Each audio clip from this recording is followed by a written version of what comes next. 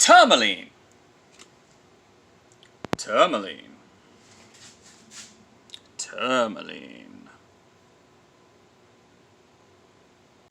So what is tourmaline? Tourmaline is an aluminosilicate or metasilicate, I think is the correct term, that forms in igneous and metamorphic situations under high heat and pressure.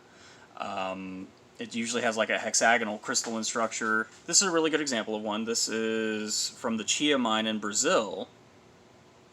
It was an experimental mine back in the 80s or early 90s. I can't remember off the top of my head.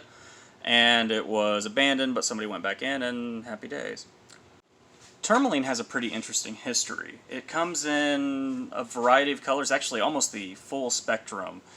L-bait is the variety that covers the most colors and gemminess. Then you've got subsets of L-bait, where you've got verdilite, which is the green, rubellite's red, so on and so forth. And then you've got schorl, which is the black tourmalines. You have dravite, which covers, you know, kind of like reddish browns and black tourmalines. And they get a little bit more granular with their characteristics and definitions the more you look into them, but that's just kind of... The first recorded occurrences of tourmaline come from Germany in roughly the 1400s, a little bit before, and it was black tourmaline in a place in Saxony, Germany, where people found some black tourmaline deposits there. And that's just what they called it. They called it schorl. But they didn't know it was tourmaline. That's just all they knew it as, was schorl. In the 1500s, a conquistador was in Brazil, and doing what conquistadors do, you know, a little this, a little bit of that, and happened to find some green tourmaline. But they didn't know it was green tourmaline.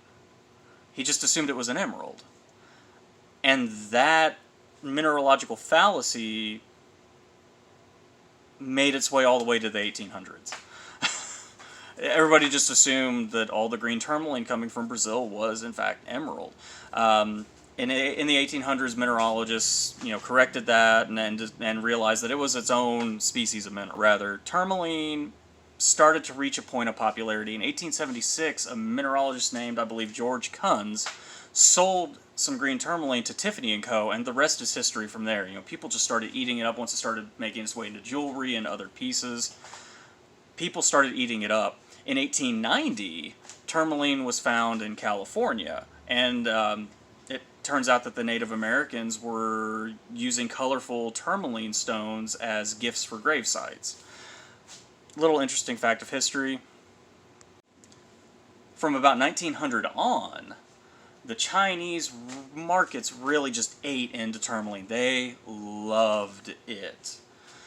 So much so, in fact, that when the Chinese economy collapsed and the previous incarnation of China fell, so did the tourmaline market. Nobody wanted it. You know, the price just dropped and dropped and dropped. It plummeted.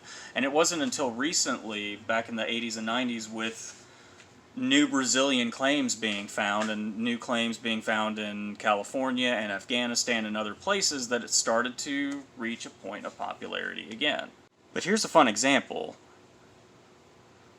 This is some of that Chia tourmaline.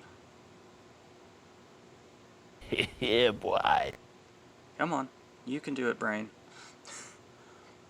But look at the color. You can really see how somebody would have thought this was an emerald. And one more before you end. This is an example of an L-bait tourmaline. This is just a lovely pink tourmaline. This is from Afghanistan. Super gemmy.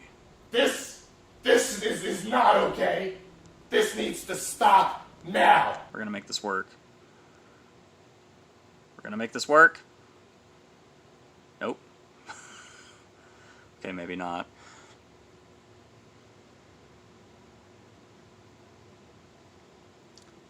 But I hope this has been at least somewhat entertaining.